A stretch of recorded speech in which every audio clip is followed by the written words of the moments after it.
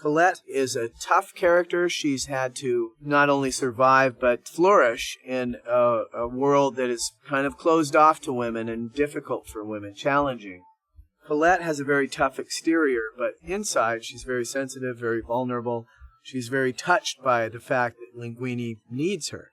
And also Remy needs her. She doesn't know about Remy till the very end of the film, but both of our main characters are dependent on Colette for real knowledge of how to survive in the kitchen. And Colette is kind of intrigued by Linguini/Remy because it's really Remy's gift that she's admiring in Linguini, but is all stirred up by Linguini because here's a very innocent character who seems to effortlessly create wonderful dishes, and she's kind of mystified by him. Remy's brother Emile is very amiable. He's maybe a little bit slow, kind of huggable like a teddy bear, though, and is not very critical about what he eats or puts into his body. He's always in a good, sort of positive, upbeat frame of mind, doesn't really like to see conflict, wants everybody to be happy, but also doesn't have any aspirations and is mildly confused by Remy's. He's a very sweet guy, very kind of sensitive in his own way, and a really good friend, a very sweet, supportive friend who basically likes things the way they are.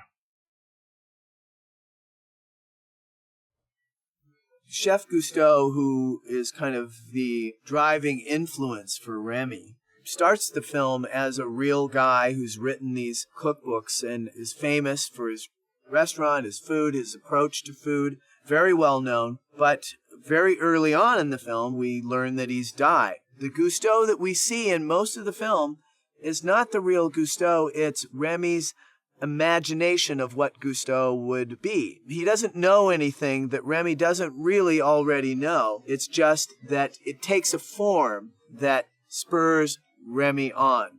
His motto, anyone can cook, is an inspiration to Remy because he takes that motto to its extreme meaning, which was a rat can cook. He's really a cross between Obi-Wan Kenobi from the Star Wars films and Jiminy Cricket. He's kind of a conscience to Remy. It's a wonderful little character who's this very, very large, fat character, but he's light as a feather and kind of floats around the film and is there to lift up the spirits and drive our character forward.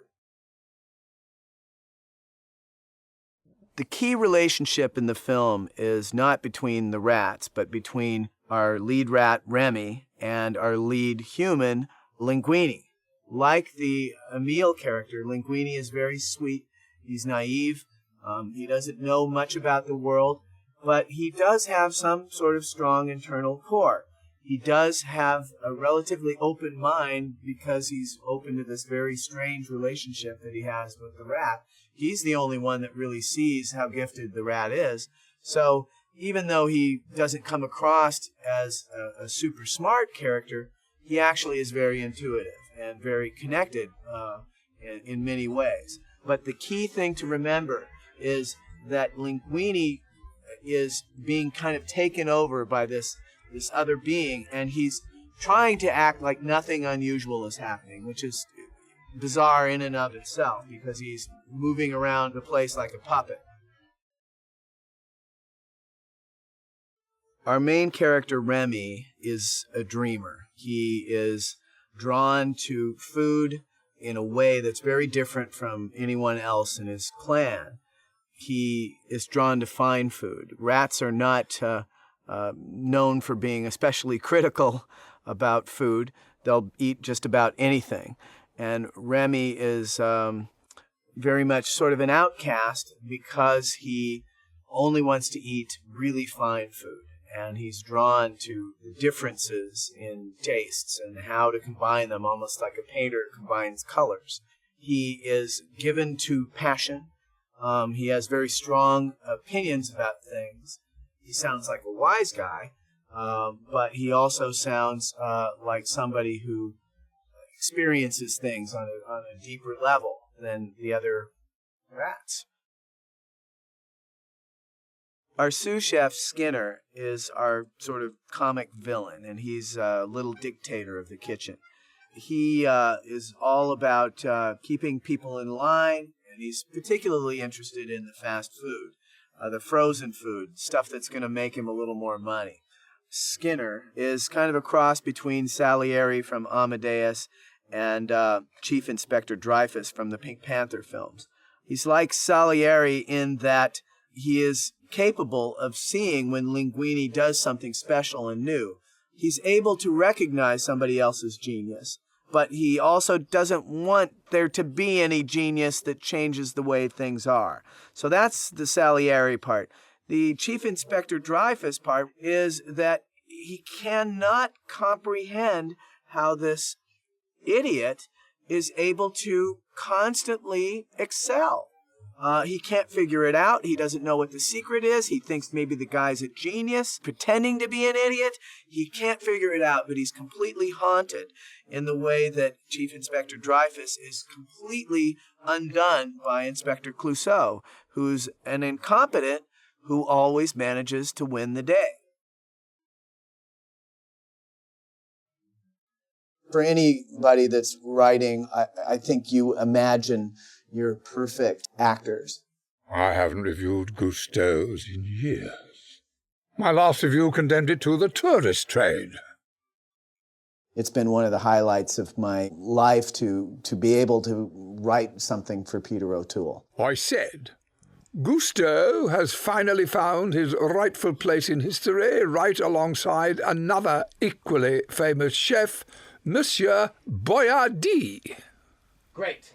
Now, the only thing I want to do is get the very end of the line, and when you say Monsieur Boyardee, stick in the knife and twist it. It's very important to inspire the animators, because what takes an actor very little time to say takes an animator a very long time to animate. So there better be riches in that voice that the animator can grab onto and explore and take off from. And Peter has one of those voices. Pray you don't disappoint me.